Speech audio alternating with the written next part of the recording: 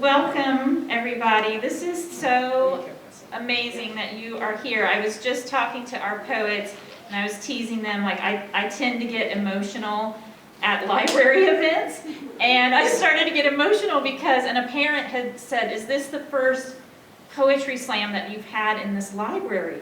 And then, the water level started to come up, and I thought, oh my goodness, it is. This is the first poetry slam that we've got to have in the library. And yes, oh, welcome. Come on in. We're just getting started.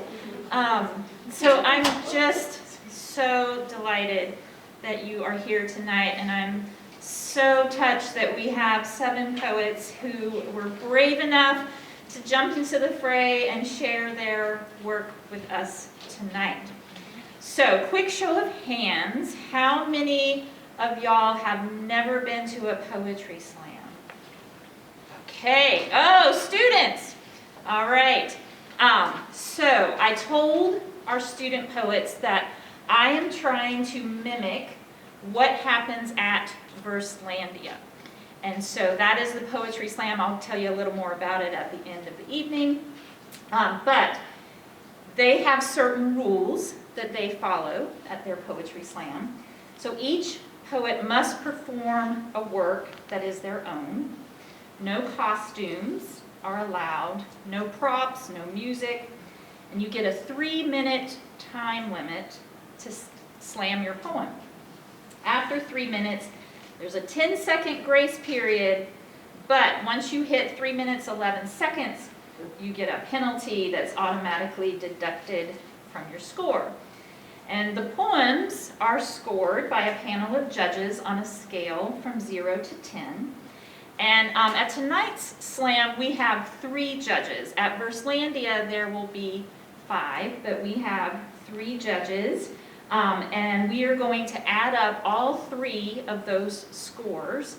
When you have the 5, you throw out the highest and the lowest, you add the middle 3, but we're going to add our middle 3. And then the poets with the 2 highest scores will be our winner and runner-up, and the poet with the 3rd highest score will be our alternate.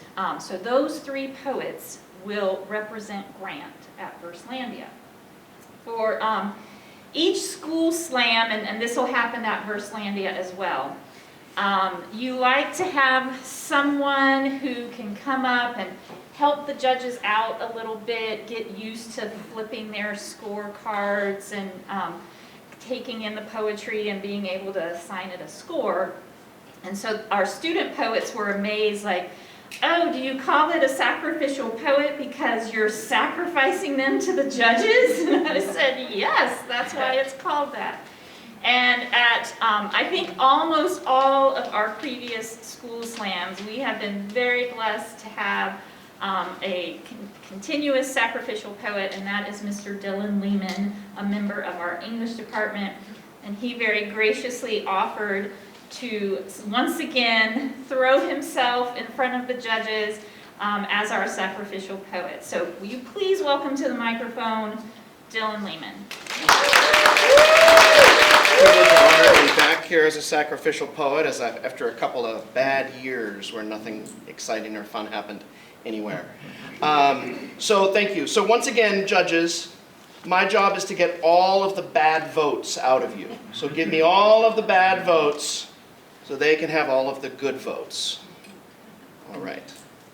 This is Not Alone in the Dark. Picture it.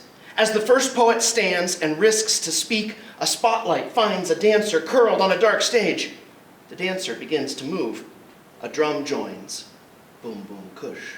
And punctuates the dance like the heartbeat of the world. Using live and video models we've watched in class, write a slam poem that speaks your truth, spits your angst, and says what needs to be said. There's a quote on my classroom wall. What shames us, what we most fear to tell, does not set us apart from others, it binds us together, if only we can take the risk to speak it. We share our shames. We risk to speak each hard truth, one poet at a time, steps to the mic. Eating disorders, cutting, hate in the mirror, sexual abuse, rape, absent fathers, self-medicating, objectification, double standards, sexual orientation, glass ceilings, private pictures passed around, drug-abusing mothers, gender identity, false friends, anxiety too strong for school. Use repetition, listing, figurative language, concrete images, and emotional honesty to connect to the universal human condition. Find how your story connects to every story. Consider an extended metaphor. Picture it. Each truth a new spotlight. Each reader creates a new dancer on the stage. With each new metaphor, a new instrument joins the song. Arthur Miller wrote, "It may be that we are doomed, that there is no hope for us, for any of us. But if that is so, let us set up a last agonizing, blood-curdling howl. The slam poem then is our howl, our war whoop, our defiant answer, casting light into dark places, audiences shouting calls of encouragement to shaky starters. You got this! You got this! Thank you.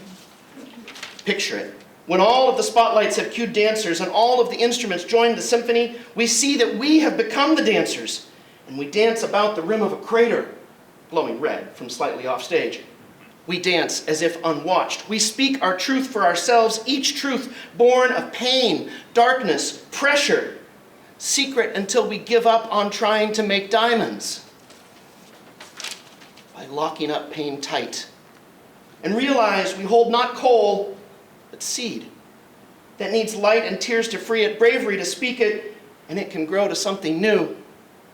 Stronger for its scars, taller for our faith, greener for the warm sunlight on unfurling tendrils.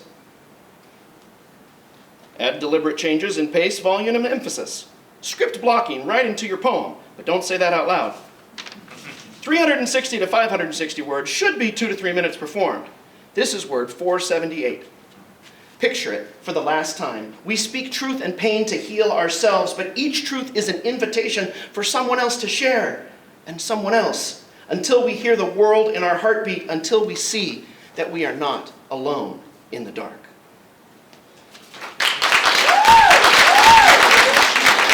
Come up. All right, judges, can we see your name? We have a 3.0, a 3.5, and a 9.0. At Burstlandia every year.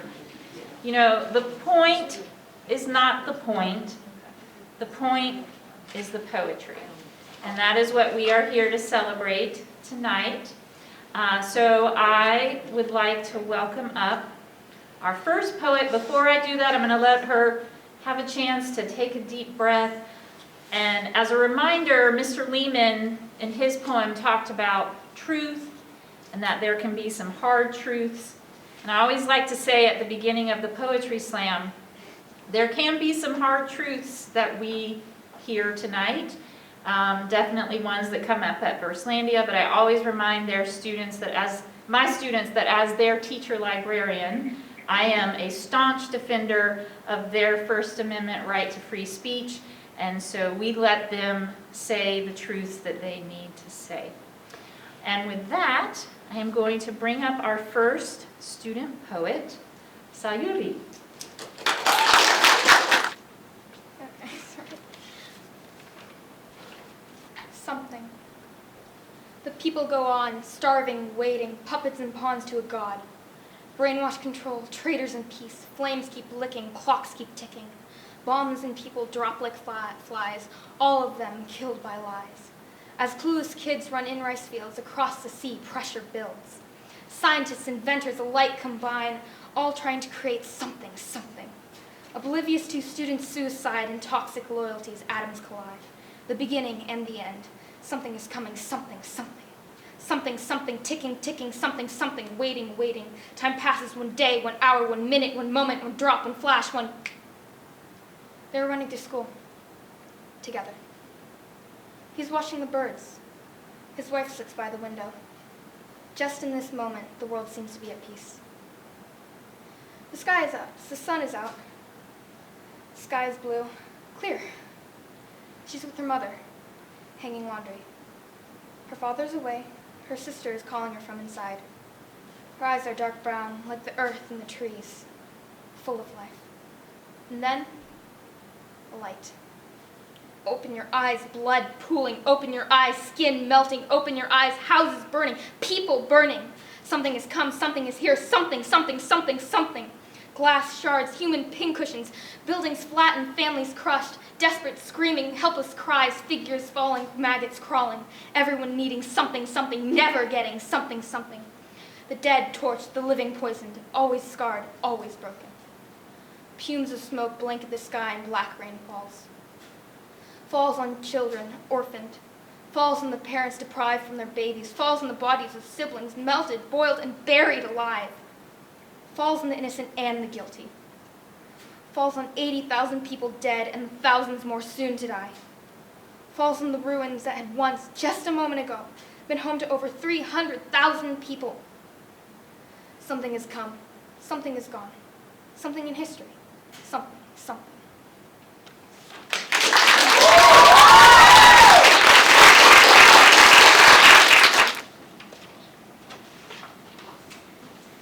Judges, can we see your scores? We have an 8.5, a 7.3, and a 9.2. Give it up for our poet. It was a very powerful poem and very timely, I would say. Yeah. History repeating itself. Our second poet of the night, I left my clipboard over there, but I think my memory is going to hold. I believe we are with Tess for our second student poet. So let's welcome Tess to the microphone. The year of my life. Somewhere, somehow, I got the idea in my mind that anything that would touch my tongue was poison to my body and would leave me dead. That the thing that kept me alive would be the death of me. I stopped eating my once favorite foods out of fear that it would be my last. I refused to eat my once favorite fruits or even chocolate milkshake from my favorite diner. My mother had to sit with me at the table to make sure I was eating enough, and when I visited my family for Thanksgiving, I was in hell. I thought everyone would know that my previous carelessness with food was crushed, waiting for me to put it back together. So as the sizes of my jeans started lowering, I knew that somewhere in the back of my mind, I was happy. I was happy that my stomach was getting flatter. I was happy that my thighs were starting to develop a gap between them. And that felt sick. How could I want that? How could I be happy that the curves I developed started disappearing? How could I feel proud of myself for not eating dinner that night? How could I live with myself after throwing away my entire lunch because I didn't want it to close my throat, taking air from my lungs and taking the life from my body? I do know that it was because of that fear, that consuming fear of death from food, that made me refuse to eat plain pasta. But I also know that a little part of me enjoyed getting slimmer. Stephen King wrote, "Monsters are real, and ghosts are real too. They live deep inside us, and sometimes they win." I think my demons wanted me to slowly kill myself. They wanted me to be like a faucet when the water would eventually stop dripping. Thank you.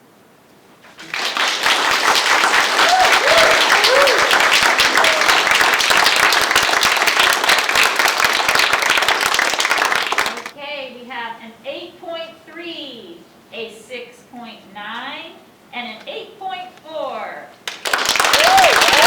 Our next poet, get the mic ready for Allie.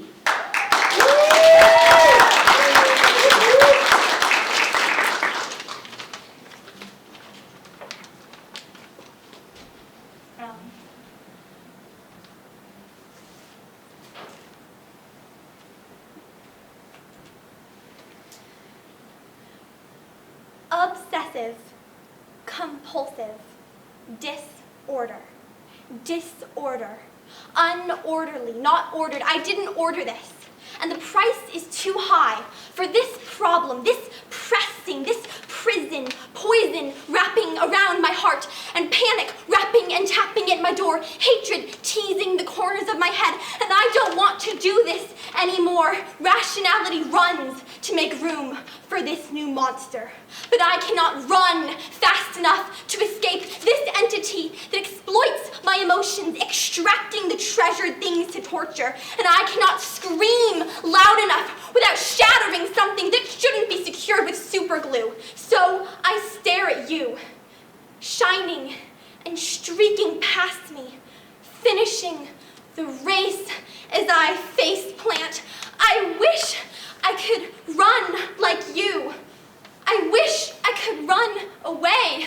I wish lying on the ground that I could just get up or give up. Because when I tell myself I'll do better next time and I hit rock bottom just as hard, what then? What do you do when your bootstraps are ragged and broken, but you still have shoes? If I caught up to you, caught your hand in mine, cried and called for comfort, would you have a comeback? Would you come back? Could you take me with you?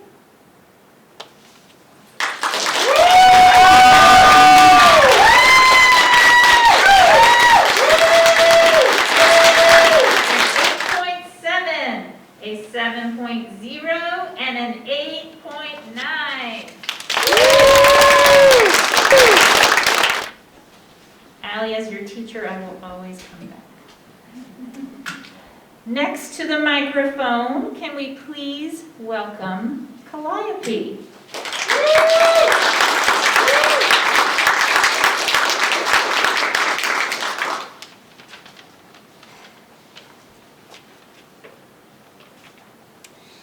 Dear Calliope, you are named after the Greek muse of epic poetry and eloquence, so night after night when your heart gets bruised, you sit down and write, your pencil scratching the paper by moonlight.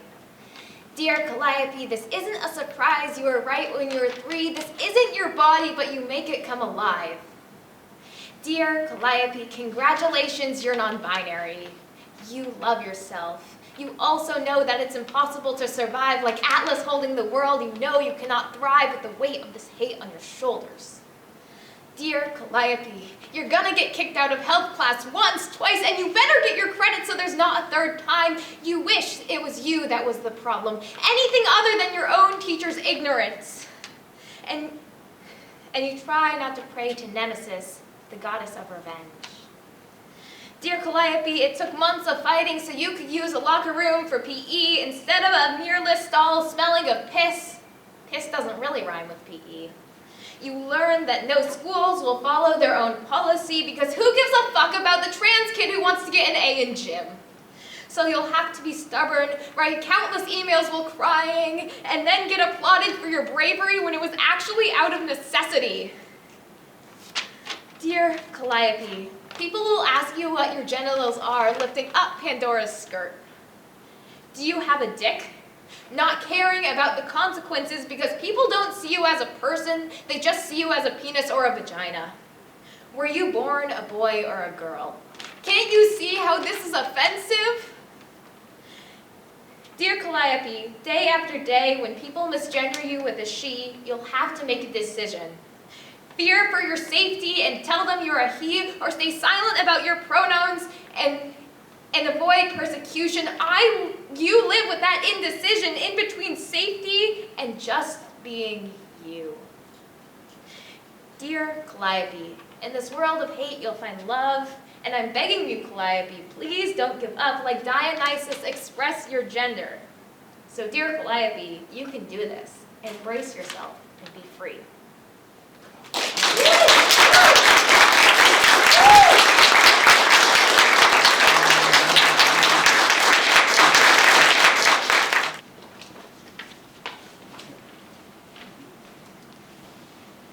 We have an 8.8, a 7.8, and a 9.0. Give it up. Dear Calliope, we're glad you're here and you're you. Our next poet is Ripley.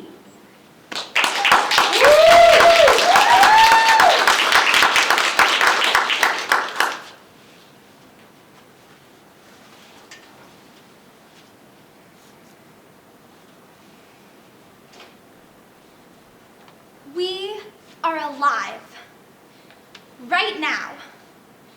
And I can take a breath, and you can blink your eyes, and we can look up at endless skies worn out from all of the billions of times people wished on stars, wondered if somewhere else in the world, someone was yearning and reaching, learning and teaching, being alive at the same time as them. And we're smiling and sobbing and running and falling and failing and flying and getting stuck in traffic while we're in a rush. We have all missed the bus, and it sucks because we're supposed to know how to be alive. I'm sorry, but this is my very first time. I'm not quite sure what to do yet, but I'm trying. We're all trying to be good parents, good students, good siblings, good friends, trying to find the right way to make ends meet. There's no way to beat another in this rat race. The finish line is the same for us all. And so while we're here, and we're out of breath, our souls worn out, our hair a mess, maybe we'll rethink, reconsider, relocate, retinker the idea that maybe the right way was left instead, led down good bad street, mixed up in our heads because there's no right way of being alive. I've found that there's beauty in the chaos and chaos in the silence, so any moment you spend alive is one lived in the right sense. And I can take a breath right now. We're alive. I just wanted you to know. Thank you. Okay, we have an 8.5, a 7.7, and an 8.9. I am trying to be a good teacher, and I am very joyful for this day, Ripley. Thank you for reminding us of that. Our next poet up to the microphone is Claire.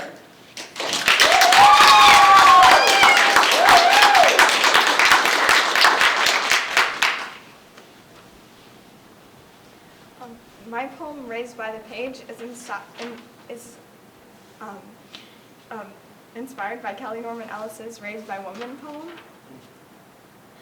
I was raised by borrowed books, full of words, and more words, taking me to places I could never dream, teaching me things I would never learn, bringing me sniffles, big rolling tears, and joy, lighting me up from the inside out.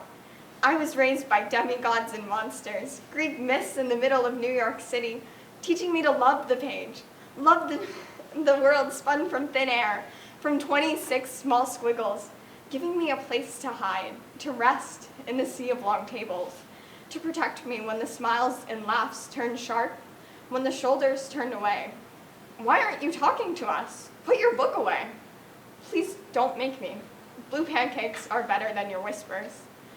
I was raised in a library, shelves overflowing with stories and knowledge and possibilities, all being passed from hand to hand, a delicate game of trust and community. I was raised by the rule, return this in 3 weeks, okay? I was raised by my ancestors' stories, their harrowing tale, the slurs and hate, the train to Minidoka, barbed wired fences, barracks spread across the barren landscape, guns meant to protect, pointed in and not out, Nikkei reminiscing, saying, shoganai. I was raised by soft spines and fuzzy pages, wrinkled corners and scuffed up dust jackets, all well worn by love, smelling of crisp forest, ink bubbling up from colorful panels, musty, dusty yellow pages, and the sharp scent of an unbroken binding. There's nothing like the feel of a book in your hand.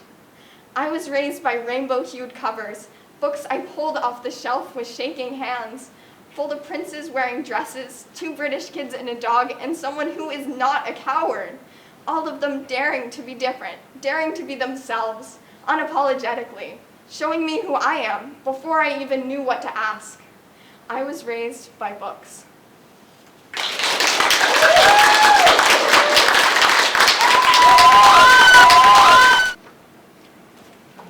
We have an 8.7, a 7.5, and an 8.7.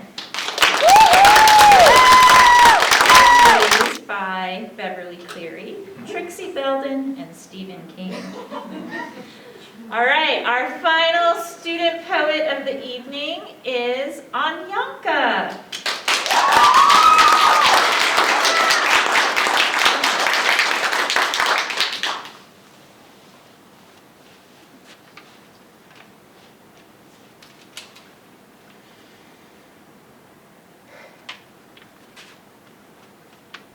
You told me, if I wanted to be heard, use my voice.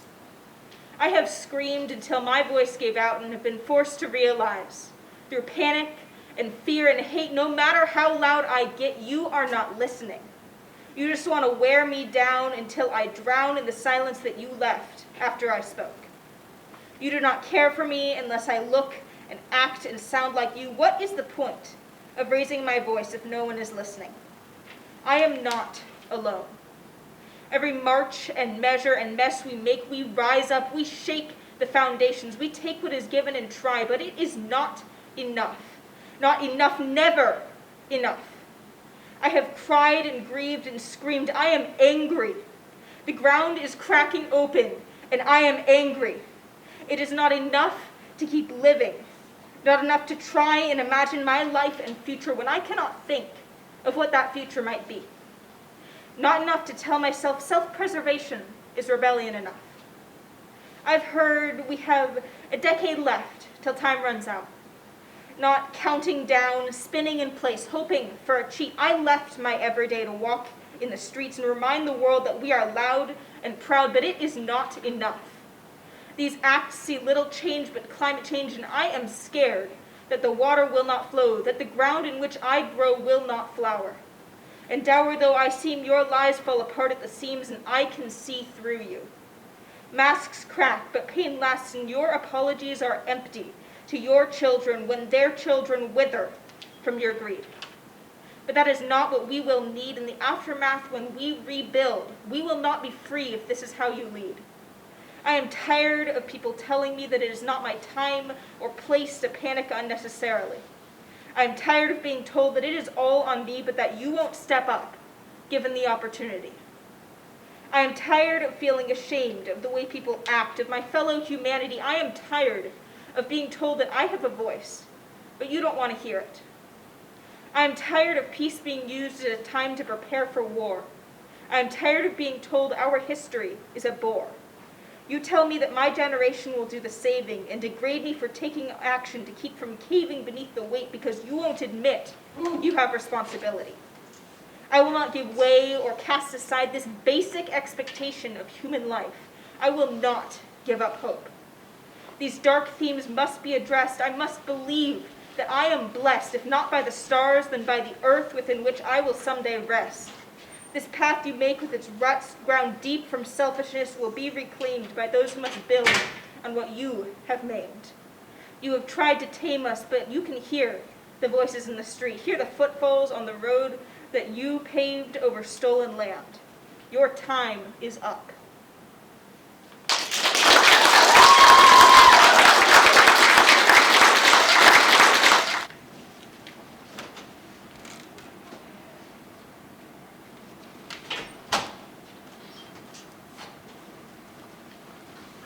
We have an 8.5, a 7.1, and an 8.5.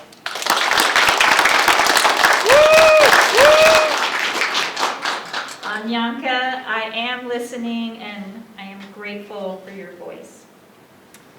So, I have one poet who couldn't be here tonight but wondered might she be allowed to share her poem. So we recorded it in the forum a couple of days ago, and I am going to share that video with you now. What you will be listening to is Rachel Peterson.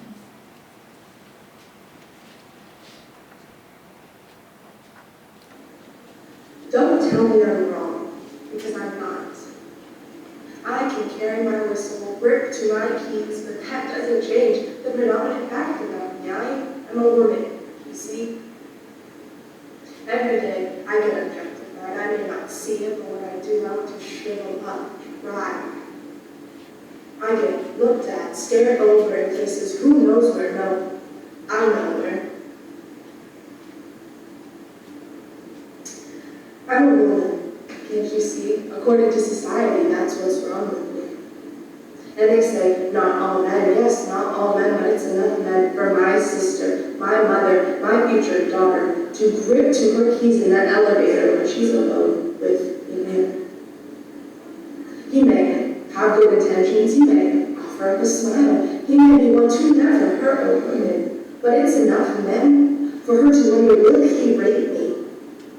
Because if he does, she doesn't know if anyone will believe her truth.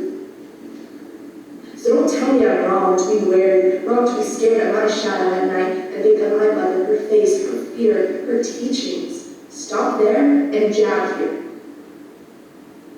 Don't tell me I'm wrong, because I'm not. Those girls I see on my Instagram feed, were they wrong?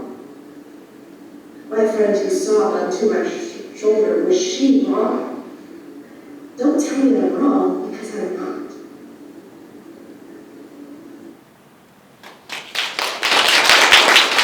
Okay, so while we await the scores, I would like to give a couple of thank yous. First off, a shout out to the grant boosters who every year they are very generous and they provide the funding that allows us to give t-shirts to all of our student poets. So we thank them. And speaking of these t-shirts, we have waited 3 years to debut this design, which was a creation of the class of 2021. Grant Conklin created this design for us. So wherever you are, Grant, we are thanking you for this logo that you gave us. Thank you to Pardis Navi for helping us crunch the scores. Our panel of judges who you read about in the program, but I'd like to give a quick little tip of the hat because they represent my Holy Trinity, which is Susan Stone, who's retiring this year, and hopefully I can get through all of these things without having the tears come, has been a mentor to me this whole 11 years that I've been at Grant, and she's retiring, but she very graciously gave up some time with her grandbaby to come and be with us tonight.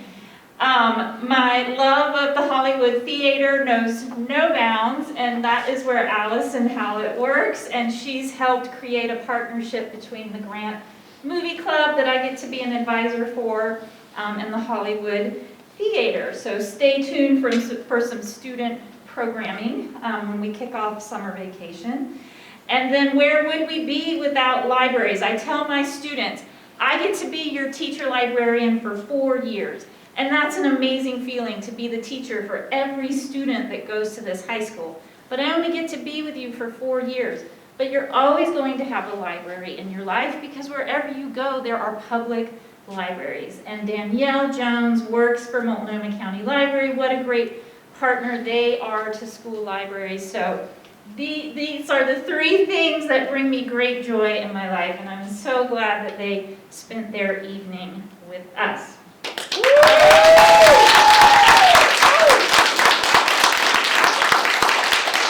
I told you about Verslandia. It's a citywide poetry slam that features students from Portland high schools as they compete for poetic glory. The event is put on by Literary Arts, Oregon's own nonprofit that is dedicated to spreading the love of the written and spoken word. And this year's event will once again be held at the Arlene Schnitzer Concert Hall on Thursday, April 28th at 7 p.m. There are student tickets that are available through me, and then there are also tickets that are available, I believe, through Portland's 5 Center of the Arts website. All right, so can I get all the student poets to come on back up so we can be here together?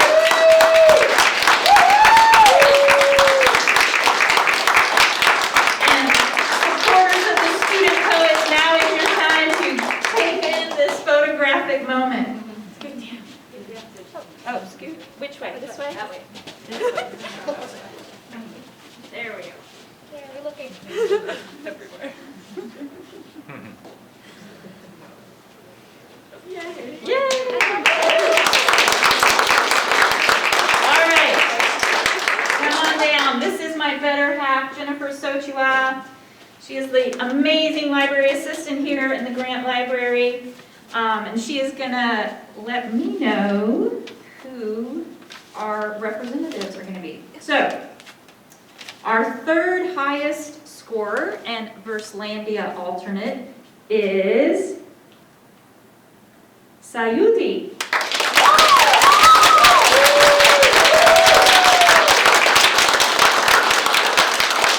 All right, our second winner who will be headed to Verslandia as the first, or second place winner, I should say, who will be headed to Verslandia as the first of 2 competing poets is Ripley Dill.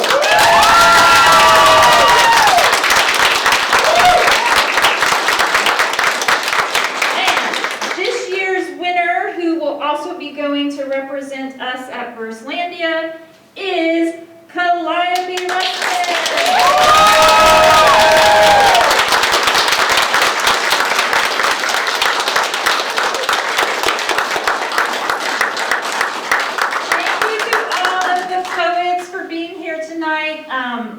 I'm not going to lie, I really did not know if this was going to happen this year. So I am forever grateful for all of you coming out tonight and sharing the microphone. All right.